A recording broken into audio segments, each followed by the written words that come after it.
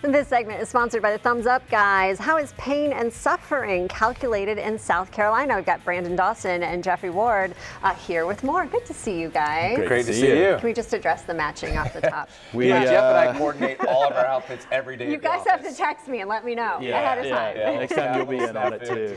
We love it. Not a snafu, we love it. So let's talk about what factors insurance companies and courts consider when they're determining pain and suffering.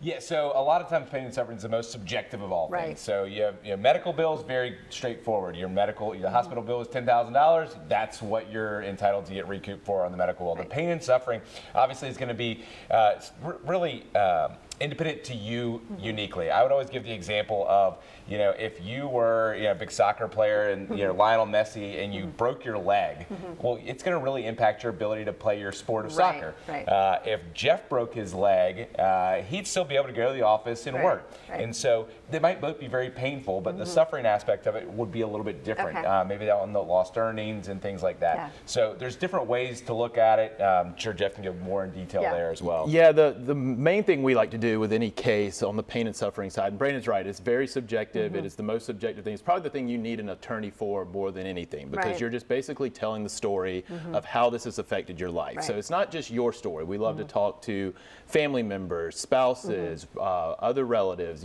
friends, other friends, and get a good idea, coworkers. How does this affect you on a day-to-day basis? Yeah, you were hurt. Like Brandon said, you had medical bills, you may have had lost wages, but what was the impact on your life?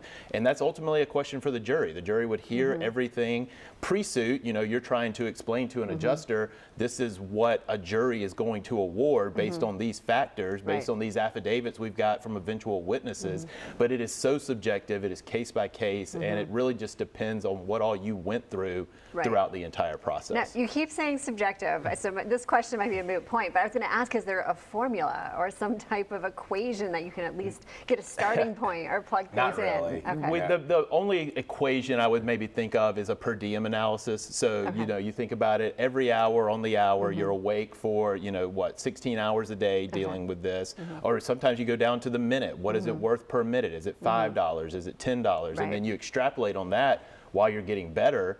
And then sometimes these injuries are permanent. So you take that out, you look at an actuarial table, how many years you have left to live, and based on that number, on the per minute or per day or per hour, what does that number grow to? And you tell the jury, okay, we want you to award $5 an hour for this, and someone's alive for the next 60 years. That number gets pretty big pretty quick. Yeah.